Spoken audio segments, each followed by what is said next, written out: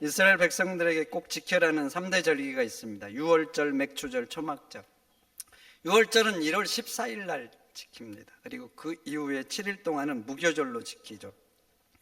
출애굽 직전에 하나님께서 애굽의 첫 것들을 다 치셨어요. 바로 왕의 첫 자식부터 시작해서 짐승의 첫 새끼까지. 그러나 이스라엘 백성들은요, 어린 양을 잡아서 문설주에 발랐어요. 그리고 이스라엘 백성들에게는 죽음이 넘어간 거예요.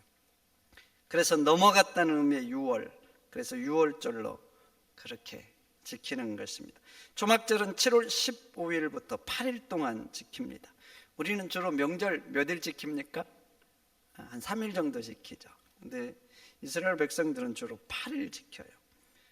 초막절은 광야 40년 동안 하나님께서 어떻게 지키고 인도하셨는지 그것을 기념하고 감사하면서 지키는 절기입니다. 근데 초막은 임시 처소잖아, 임시 장막. 그래서 초막절을 장막절이라고 합니다. 그리고 약속의 땅에 들어가서는 이 시기에 곡식을 거두어서 저장하는 시기였어요. 저장. 그래서 초막절을 수장절이라 이렇게 부르기도 하죠. 그리고 마지막으로 맥추절입니다. 이 절기는 뭐 여러분 이름에서 알다시피 보리를 수확하고 감사해서 지키는 절기입니다. 6월절부터 7주간을 지나고 그 다음날 지켜요. 6월절부터 7주간, 일주일은 7일이죠. 근데 7주간 지나고 지키는 거예요. 그래서 이것을 77절이라 이렇게 말합니다. 7주간 지나고 그 다음날 지키면 몇 일째 지키는 거예요? 50일째 지키죠. 그래서 오순절이라고도 이렇게 말을 합니다. 그런데 기독교에서는 이 오순절을 성령 강림주일로 지킵니다. 왜냐하면 오순절에 마가다락방에서 제자들이 정말 뜨겁게 기도하다가 성령, 불같은 성령을 받았어요. 그래서 기독교에서는 이 오순절이 또 성령 강림 주기기도 하는 거예요. 그런데 하나님은 이 세 절기를 꼭 지키라 그러잖아요. 오늘 14절, 너는 매년 3번 내 절기를 지킬지니라. 17절, 모든 남자는 매년 3번 주 여호와께 보일지니라. 신명기 16장도 마찬가지예요. 꼭 지켜라 그래요. 꼭 지켜. 6월절과 맥추절은 도시화되고 산업화가 되고 이렇게 이래도 지킬 수 있어요. 의미를 잘. 그런데 초막절은 참 지키기가 어려워. 서울 같은 데서 아파트 생활하고 이러면 어디서 초막을 이렇게 8일 동안 치고 삽니까? 쉽지가 않겠죠. 그래서 유대인들은요, 이게 아파트를 지으면 베란다를 크게 만듭니다. 무엇 때문에? 초막절 지키려고. 거기에다가 베란다에다가 지을 데가 없으니까 베란다에다 초막을 짓고 이 초막절을 지키려고 일부러 거의 크게 만들어요. 대단하죠. 손해가 막심할 텐데 그 8일을 위해서 그래요. 근데 초막을 짓고 그렇게 초막절 지키면서 광야에서 지키신 하나님. 광야는 정말 어렵죠. 먹을 거 없고 마실 거 없고 사람이 살기 어려운 거. 그래서 광야에는 꼭 필요한 극소수 사람 아니면 안 살아요. 근데 그곳에서도 40년 동안 인도하신 거예요. 그것을 감사해요. 그리고 내 인생이 설령 다시 광야 같은 삶이 될지라도 하나님이 여전히 지킬 거라고 마음에 새기는 거예요. 그래서 이스라엘 절기들은요, 신앙훈련의 절기인 거예요. 그런데 오늘 16절, 초막절을 지키라 합니다. 어떻게 지키는가? 19절, 내 토지에서 처음 거둔 열매 가장 좋은 것을 하나님께 드리라 그래요. 곡식 뭐 보리 수수하면 추악하면 한꺼번에 다 베지 않잖아요. 익은 것부터 처음 거둔 게 있는 거예요. 그럼 그 중에서 가장 좋은 것을 가져다가 하나님 전에 드리라 이러는 거예요. 보리 수확은 1년 농사 중에 첫 번째 수확입니다. 우리나라도 그렇죠. 우리나라 가을거지 합니다. 뭐 이렇게 뭐 벼를 거두잖아요. 그러면 저장하죠. 농업을 하는 사람들은 뭐 이스라엘 백성들만 그 저장하는 게 아니에요. 우리나라도 저장해요. 저장을 하고 이제 그걸 먹잖아요. 먹다 보면 점점 떨어져. 그러면 가난한 사람들은 보리 수확을 하기 전에 곡식이 다 떨어지죠. 저희 부모님 얘기 들어봤더니 야, 참 굶는 사람들이 수도 없이 많았대. 여러분들은 너무 많이 먹어서 탈이죠. 그런데 먹을 게 이제 점점 떨어지잖아요. 그러면 그 아끼려고 배불리 못 먹고 뭐 다른 것도 막 대체해서 먹고 그러다 보면 막 몸이 퉁퉁 붓는 사람들이 있대. 좀 신기해. 왜 이렇게 붓는지. 그리고 애들은 막 배가 볼렁하고 나오는 애들이 있대. 못 먹으면 어떻게 배가 나올까요? 참 의학적으로 저는 잘 모르는데 하여튼 그런 애들이 생기고 그런답니다. 그렇게 굶주리면서 기다리는 거예요. 그래서 우리나라도 한 70년 전에 뭐가 있었어요? 보릿고개 있었잖아요. 이 살아남기 어려운 시대. 그러면서 이제 보리가 있기를 기다리는 거예요. 그러다가 수확을 해요. 얼마나 기쁘겠어요. 야, 드디어 살았다. 드디어 먹을 것이 생겼다. 그런데 19절 보세요. 내 토지에 처음 거둔 열매 가장 좋은 것을 하나님께 드리라 그래요. 그 한번 생각해 보세요.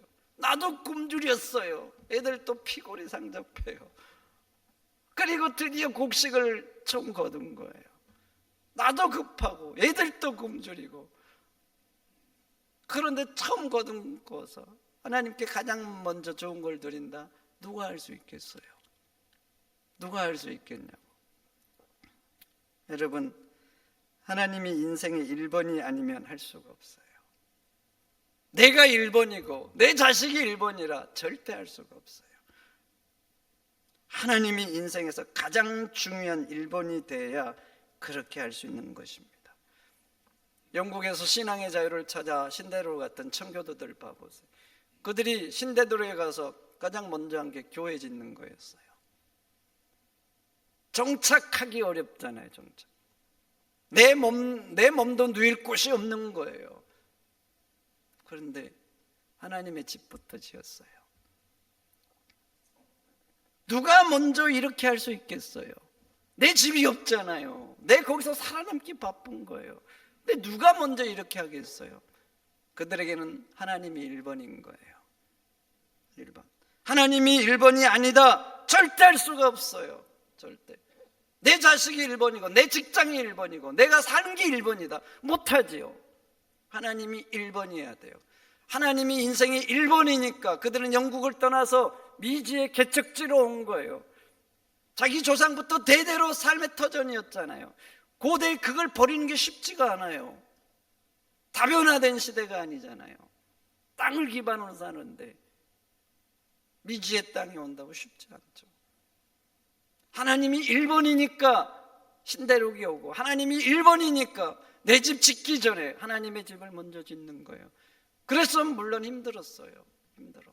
죽는 사람도 겨울 났잖아요. 바로 죽는 사람도 많이 생기고. 그렇지만 보세요. 그 후손들 300년이 못 돼서 미국은 세계 최강의 나라가 됐어요. 최강의 나라. 다윗이 하나님의 집을 짓겠다고 했습니다. 그런데 하나님 말씀하죠. 내가 너의 집을 지어주리니 영원하리라. 다윗은요, 하나님의 전이 성막으로 된 게 안타까웠어요. 그 전까지는 건물이 아니었잖아요. 솔로몬 시대에 성전을 지은 거예요. 그 전에는 성막으로 돼 있었어요. 근데 그게 안타까운 거예요. 그래서 자기가 하나님의 집을 짓겠다고 해서, 근데 하나님은 그게 너무나 기쁜 거예요. 그래서 반대로 말한 거예요. 너가 나의 집을 짓겠다고? 아니다. 내가 너의 집을 지어주리니 영원하리라. 그래서 한번 봐보세요. 그 후손들 사울왕보다 더 개판인 후손들 많았어요. 근데 그 왕위를 뺏지를 않았어요. 누구 때문에 안 뺏은 줄 아세요? 다윗 때문에. 그래서 항상 그렇게 말해. 내 종 다윗을 생각하자. 이렇게 나와요. 다윗이 하나님의 집을 짓겠다는 그 마음이 하나님은 너무나 기뻤어요. 그래서 그 은혜가 그 후손에까지 계속 흘러간 거예요. 은혜가. 예수님도 말씀하셨어요. 먼저 그의 나라와 의를 구하라. 그러면 이 모든 것을 너에게 더하시리라. 무엇을 먹을까? 무엇을 입을까? 무엇을 마실까? 얼마나 이런 고민들을 하면서 살아갑니까? 그런 걸 붙잡는 삶을 사는 거예요. 그런데 예수님 말씀하신 거예요. 너희는 먼저 그의 나라와 그 의를 구하라. 너희들이 먼저 구할 것은 하나님이라는 거예요. 하나님의 나라라는 거예요. 그러면 하나님께서 너희가 먹고 마시고 입는 거 이런 것들 모두 더해 주겠다는 거예요. 천지를 창조한 이 능력의 손으로 내가 붙들어 주겠다.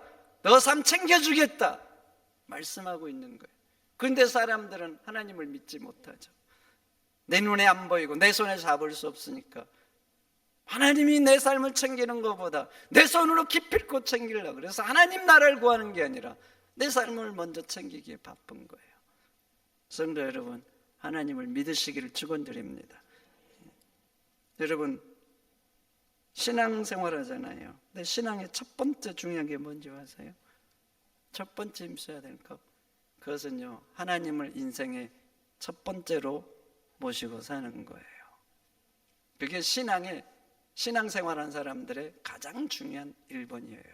하나님이 1번 되게 하는 것, 그게 1번이에요. 십계명 보세요. 십계명은 하나님이 이스라엘 백성을 자기 백성들 택하시고 너희들은 내 백성으로서 이렇게 살아야 된다 주신 10가지 계명이에요.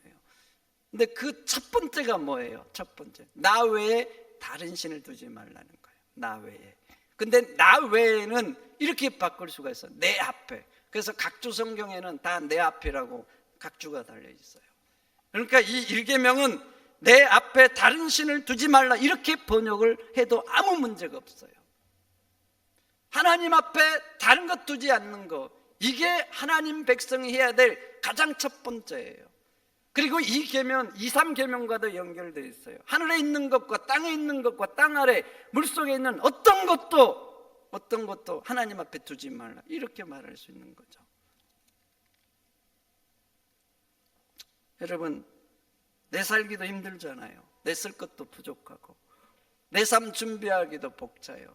근데 누가 처음 거둔 것에 첫 것, 가장 좋은 걸 하나님께 드릴 수 있겠냐고요. 하나님의 인생의 1번이 되는 사람만이 그렇게 할 수 있는 거예요. 여러분 인생의 1번은 누굽니까? 한번 물어보고 싶어요. 1번은 누구냐고요? 직장입니까? 돈을 버는 겁니까? 여러분 자식들입니까? 내 삶입니까? 누가 1번이에요? 여러분, 신앙은요 1번부터 잘해야 돼요. 1번. 우리의 1번은요 하나님이 돼야 될 줄 믿습니다. 찬송가 94장, 주 예수보다 귀한 것 없네. 주 예수보다 귀한 것 없네. 이 찬양이 그냥 노래가 되면 안 돼요. 우리의 찬양이고 우리의 신앙이 돼야 될 줄 믿습니다. 두 번째, 누가 이렇게 또 할 수 있는가? 하나님의 은혜를 아는 사람만이 할 수 있어요.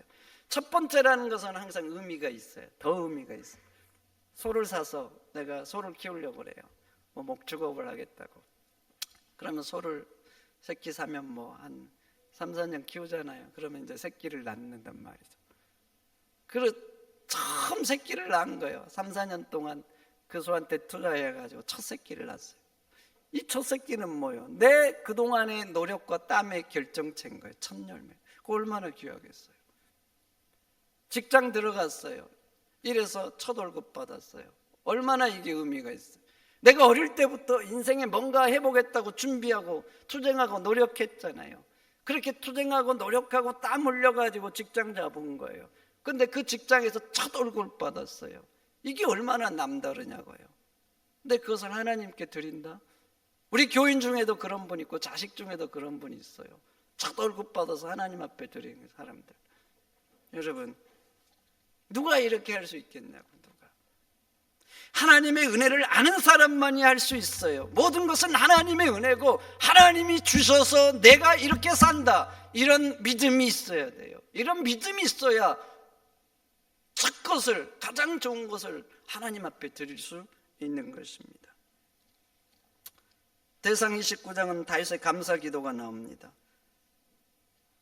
기도를 하는데 하나님 앞에 막 감사해요. 하나님을 찬양해요. 도대체 무엇이 그렇게 감사한가?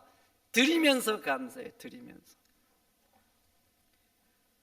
성전 건축을 위해서 드리는데 어마어마하게 드립니다. 그런데 그 중에 드린 것 중에 금과 은 달란트가 나와요. 금 3,000달란트, 은 7,000달란트를 드렸다 그래요. 제가 수요일 날도 말씀드렸어요. 이 말씀. 여러분, 은 1달란트는 그 당시 노동자가 6,000일을 일해야 은 1달란트를 벌 수 있어요. 다 모아야 6,000일 동안 일해서 모아야. 그런데 은 7,000달란트예요. 그럼 몇 일을 일해야 되는 거예요? 몇 일? 6, 7은 42. 거기에다 공을 6개를 붙여보세요. 4천만 200일을 일해야 돼요. 4천만 200일은요 여러분들이 몇 대를 일해야 되는 줄 아세요? 여러분들이 3만일을 일한다고 생각해요. 평생 동안 3만일 못하지만 그래도 봐보세요. 몇 대를 일해야 되겠냐고. 4천만 200일이니까 자자손손 대대로 일해도 벌 수 없는 돈. 그런데 금은 더 귀해요. 근데 금 3,000달란트도 또 바친 거예요. 이렇게 바쳤어요. 이렇게 바쳤어요. 수없이 바친 거예요. 그런데 바치면서 감사해요. 바치면서 하나님을 찬양해요. 우리 하나님은 영원부터 영원까지 찬송받기에 합당한 분이라고 그렇게 막 넘치는 감사와 찬양을 드려요. 왜 이렇게 바치면서 기뻐하고 바치면서 감사하고 찬양한 줄 아세요? 모든 것이 하나님의 은혜고 모든 것 하나님이 주셨다는 거예요. 그래서 대상 29장 16절 이렇게 말합니다. 이 모든 것이 다 주의 손에서 왔사오니 다 주의 것입니다 그래요. 주님의 손에서 왔고 주님이 주신 거기 때문에 주님의 것이라 그래요. 내가 노력하고 내가 투쟁하고 내가 계획하고 내가 열심히 살았다. 그래서 내가 벌었다. 그러니 내 거다. 보통은 이러잖아요. 그런데 아니라는 거예요. 주님이 주셨고 그래서 주님의 것이라는 거예요. 그래서 14절 이렇게 말합니다. 모든 것이 주께로 말미암아 싸우니 우리가 주의 손에서 받은 것을 주께 드렸을 뿐입니다. 마음에 드는 단어가 그 중에 하나 뿐. 주께 드렸을 뿐입니다. 주님의 것이고 주님이 주셨는데 그 중에 일부를 주님께 드렸을 뿐이라고.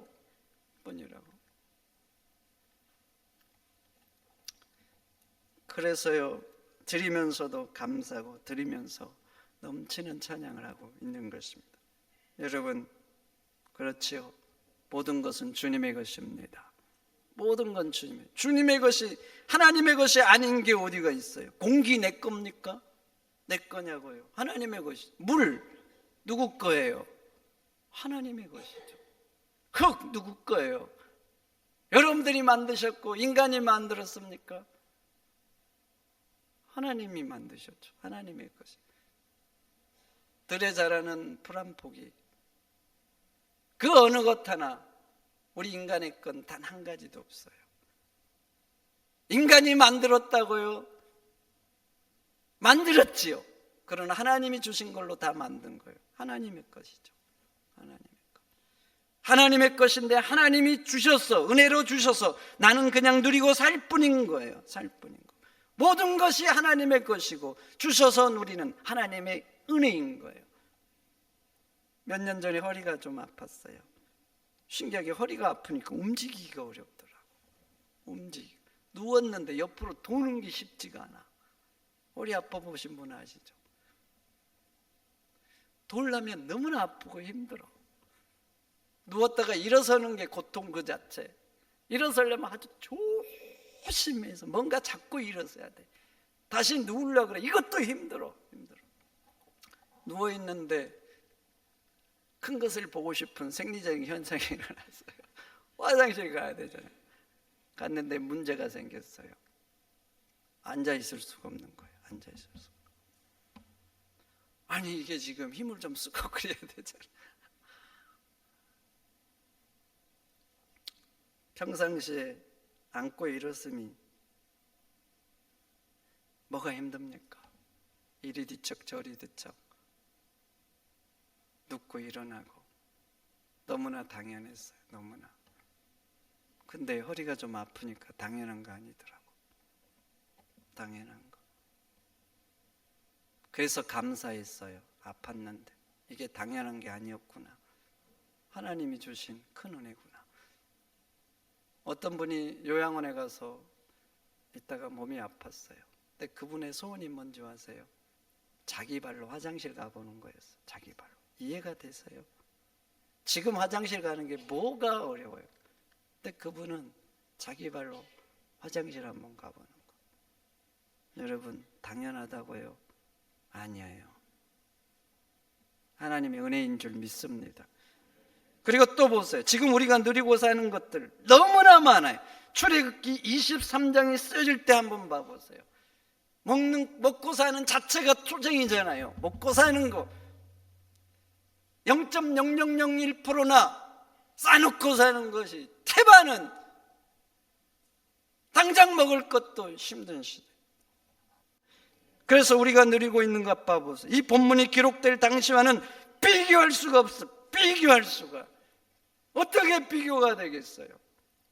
그리고 우리가 먹고 입는 것 하나만 봐보세요. 우리가 먹고 입는 것은요, 조선시대 왕들보다도 훨씬 누리고 삽니다. 조선시대 왕들 기껏 입어봤자 비단 아니에요. 비단 누에로 해가지고. 먹는 것 봐보세요. 먹는 것 우리가 훨씬 잘 먹습니다. 왕들이라고 해서 여름에 뭐 에어컨이 나오겠어요? 에어컨. 얼음, 왕들이 돼야자 간신히 소빙고 동빙고 만든 조금씩 먹는 거예요. 우리는 아무 때나 먹잖아. 아무 때나. 왕들보다 말이죠, 더 잘 입고 더 잘 먹어요. 더 잘 먹어요. 그렇게 누리고 사는 거예요. 하나님의 은혜예요. 그런데 우리는 감사주의를 1년에 딱 2번 지킵니다. 어떤 분은 맥주 감사절 의미 없다 그래요. 여러분, 그러시면 안 돼요. 맥주절에 거뒀던 것들, 여러분들의 어떤 사람의 한 달 월급도 안 돼요. 그렇게 뼈 빠지게 해도. 그래도 그들은 거두었다고 넘치는 감사를 한 사람들이 많았어요. 그들이 거둔 것에 우리는 수백 배 거두고 살아요. 수백 배. 그러니까 2번이 아니라 사실 매주 감사해도 부족해. 매주 감사절로. 그리고 매일매일 순간 하나님 앞에 감사하면서 살아도 부족한 거예요.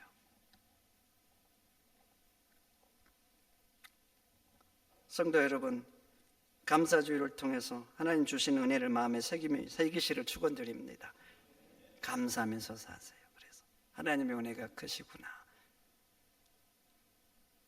감사하면요, 하나님 기뻐하셔요. 더 기뻐하셔요. 아, 감사할 줄 아는구나. 더 주고 싶어 하셔요. 감사주의를 통해서 감사를 새기고 매 순간 매일 넘치는 감사로 살아가는 여러분들 되시기를 축원드립니다.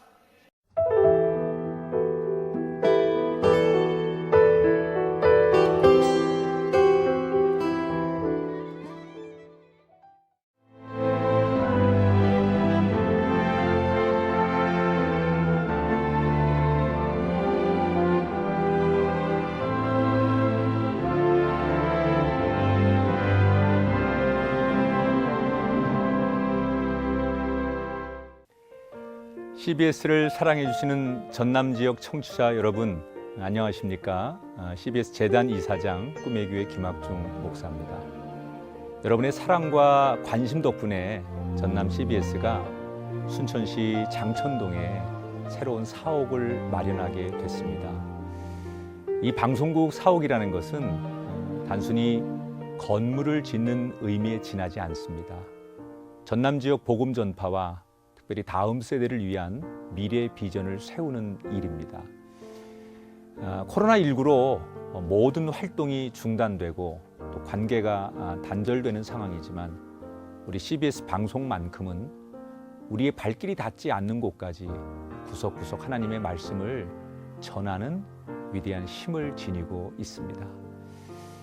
이 방송이 믿음의 반석 위에 굳건히 세워질 수 있도록 여러분들께서 벽돌 한 장 한 장씩 쌓아가는 마음으로 전남 CBS를 위해 후원해 주시고 기도해 주시기를 간곡히 부탁드립니다. 여러분의 이 작은 행함이 CBS를 통해서 교회 공동체를 회복하고 누군가의 믿음을 소생시켜 줄 굳게 믿습니다. 여러분 한 분 한 분을 축복합니다.